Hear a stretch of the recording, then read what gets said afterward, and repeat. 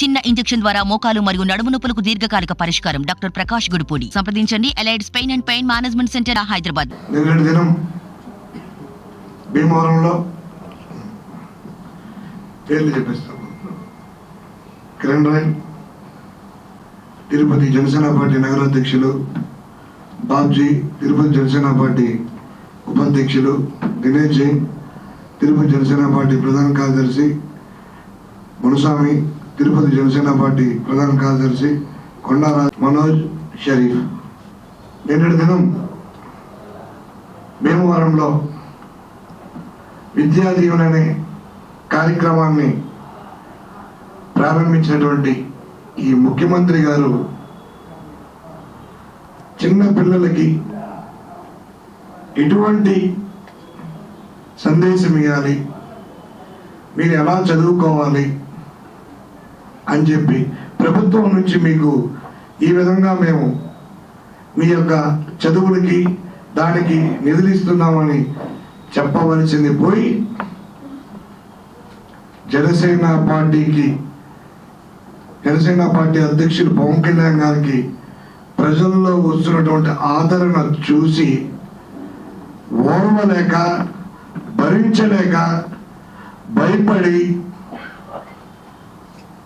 విద్యార్థుల ముందర కూడా పవన్ నామ జపిస్తున్నటువంటి ఈ ముఖ్యమంత్రి భయం పట్టుకునేది ముఖ్యమంత్రి గారికి.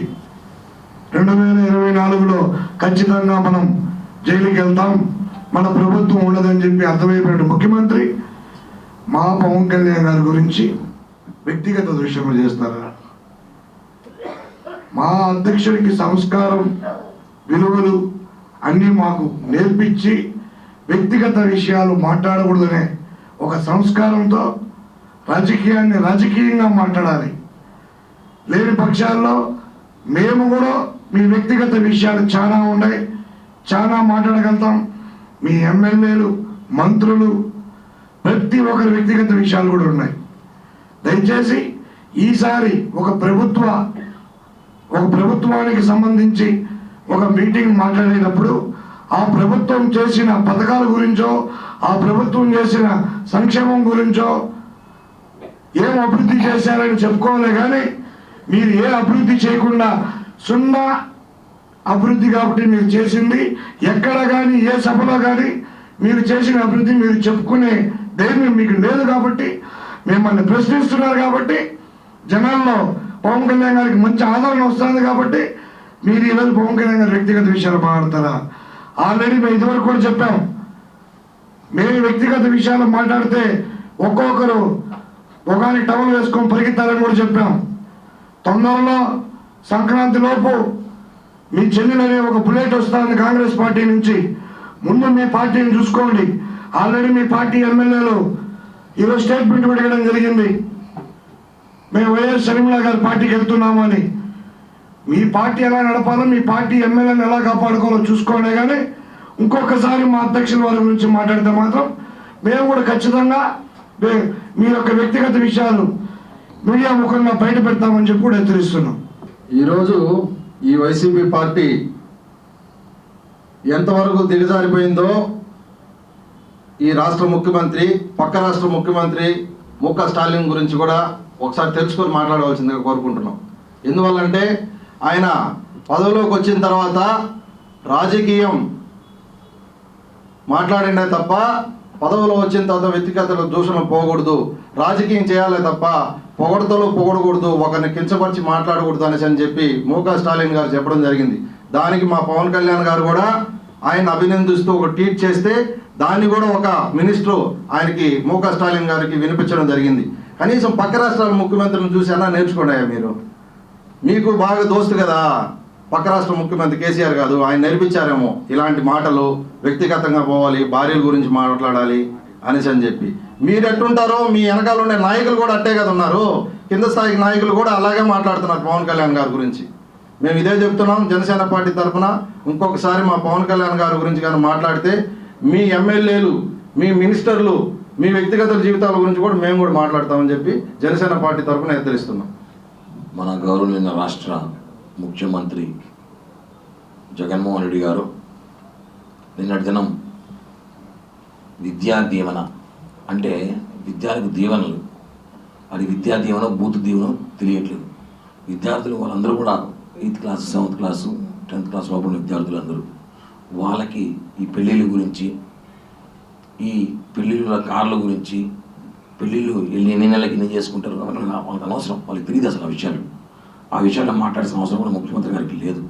కేవలం ఓడిపోతామనే ఓటమికి భయంతో ఆయన నేను భీమవరంలో మాట్లాడుతూ పవన్ కళ్యాణ్ గారు 4 ఏళ్ళకు ఒక పెళ్లి చేసుకుంటున్నాడు. ఆ పెళ్లిలో ఏమైనా నష్టం వచ్చిందా?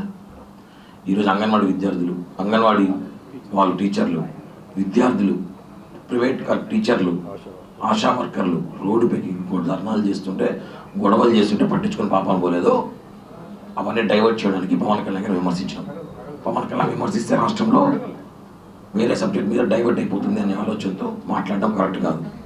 ఈరోజు భీమవరం ఎమ్మెల్యే ఎవరైతే ఉన్నాడు గంధి శ్రీనివాసు, అతను ఒక దొంగ, 3,000 కోట్లు స్కామ్ చేసిన దొంగ గంధి శ్రీనివాసు అనేక బ్యాంకులు పెట్టి ప్రజల దగ్గర డబ్బులు దోచేసి అతను మీ అభ్యర్థిని ప్రకటించుకున్నారు. ఇంతవరకు రాష్ట్రంలో నాకు తెలిసి జగన్మోహన్ రెడ్డి ఎక్కడ పోటీ చేస్తున్నాడు ప్రకటించలే. అలాంటి వ్యక్తి గంధి శ్రీనివాస్ ప్రకటించా అంటే ఎంత ప్రేమ ఉందో గంధి శ్రీనివాస్ మీద మీకు. గంధి శ్రీనివాస్ గారు పవన్ కళ్యాణ్ గారిని ఓడించారని చెప్పి మీరు చెప్పుకుంటారు కదా, ఓడించింది పవన్ కళ్యాణ్ గారిని మీరందరూ కలిసి అప్పట్లో 500-600 కోట్లు ఖర్చు పెట్టి ఓడించారు. ఒక విషయం చెప్తాను చూసుకోండి, విద్యార్థుల దగ్గర పోయి వీలైతే విద్య ఎలా చదువుకోవాలో, ఎలా భవిష్యత్తులో ముందుకు రావాలో, ఈ రాష్ట్రంలో రాజధాని ఏదో చెప్పండి ఫస్ట్ విద్యార్థులకి. అది వదిలేసి పవన్ కళ్యాణ్ గారి వ్యక్తిగత విషయం మాట్లాడితే, మా నాయకుడు మాకు నేర్పిన సంస్కారం ఒకటే, వ్యక్తిగత విమర్శలు చేయొద్దండి, వ్యక్తిగత దూషణలు చేయొద్దని అన్న కాబట్టి మేము కాముగా మాట్లాడుతున్నాం, మంచి మర్యాదగా గౌరవంగా మాట్లాడుతున్నాం. మేము కానీ మీలాగే వ్యక్తిగత విషయాలు, వ్యక్తిగత దూషణలు ప్రారంభించామంటే మీరెవ్వరు కూడా ఇళ్లల్లో ప్రశాంతంగా మొహం ఎత్తుకుని తిరగలేరు. అలాంటి దూషణలు మేము కూడా చేయగలం, కానీ మా సాంప్రదాయం మా సిద్ధాంతాలు అవి కాదు. ఇంకొకసారి కానీ మీరు అనేక బటన్ నొక్కే కార్యక్రమాలు పెట్టి పవన్ కళ్యాణ్ గారిని కానీ విమర్శించితే జనసేన పార్టీ తరపున ఈ రాష్ట్ర ప్రజలు కానీ జనసేన పార్టీ కానీ చూస్తూ ఊరుకోదు. అలాగే భీమవరం దొంగ ఎవరైతే గంధి శ్రీనివాస్ ఉన్నాడో అతనిని ఈసారి చిత్తుగా చెత్తగా ఓడిస్తాం మేము, గుర్తుపెట్టుకోండి. అతను ఏదో పాపం అతను మంత్రి పదవి అయితే కూడా మీరు పవన్ కళ్యాణ్ నిన్ను చూసి ఓటలేదు, జగన్ చూసి ఓటేశారని చెప్పి అతన్ని మీరు అనేక సార్లు దూషించారు. అవి కూడా అక్కడ స్థానికంగా అందరూ మాట్లాడుతున్నారు. మేము ఒకటే చెప్తున్నాం, గంధి శ్రీనివాస్ కాదు, రాష్ట్రంలో ఎక్కడైనా సరే ఈసారి జనసేన పార్టీ హవా ముందు మీ అభ్యర్థులు చిత్తుగా ఓడిపోతున్నారు. ఈ విషయాన్ని గుర్తుపెట్టుకోవాల్సిందిగా మన ముఖ్యమంత్రి గారికి ఇంకో విషయం కూడా చెప్తున్నాం. అయ్యా జగన్మోహన్ రెడ్డి గారు, మీరు వ్యక్తిగత దూషణలు మాట్లాడే ముందు ఒక విషయం అర్థం ముందు నిలబడుకొని మొహం చూసుకుంటూ బాగుంటుంది. ఎందుకంటే మనం ఒకరిని విమర్శించే ముందు మన పరిస్థితి ఏంటో కనుక్కొని మాట్లాడాలి. మీకు గతంలో కూడా చాలాసార్లు చెప్పాం, మేము వ్యక్తిగత దూషణలు చేయడం మానేసాము, మా నాయకుడు మాకు నేర్పించాడు కాబట్టి ఆ పద్ధతిలో మాట్లాడుతున్నాం. ఇంకొకసారి కానీ పవన్ కళ్యాణ్ గారిని వ్యక్తిగతంగా ఓటమి భయంతో ఈ రాష్ట్రంలో అంగన్వాడీ సమస్యలు కానీ విద్యార్థుల సమస్యలు కానీ చాలా సమస్యలు ఉన్నాయి. ఈ సమస్యను డైవర్ట్ చేయడానికి పవన్ కళ్యాణ్ గారిని తిడితే డైవర్ట్ అయిపోతారని అనుకోవడం మీ భ్రమ. ఒకటే చెప్తున్నాం, మీకు తీటుగా సమాధానం చెప్పే నాయకులు మా పార్టీలో ఉన్నారు. కాబట్టి ఇంకొకసారి పవన్ కళ్యాణ్ గారిని విమర్శించాలి వైసీపీ నాయకులు కానీ మీ ముఖ్యమంత్రి గారు చూస్తే ప్రజలే ఇంకొక 90 రోజుల్లో ప్రజలే మీరు మాట్లాడే మాటలకి గుణపాఠం చెప్తారని కూడా తెలియజేస్తున్నాం. షర్మిల గారి పార్టీకి అంటే కొత్త పార్టీ కాదు కదా, కాంగ్రెస్ పార్టీలో జరుగుతుంది.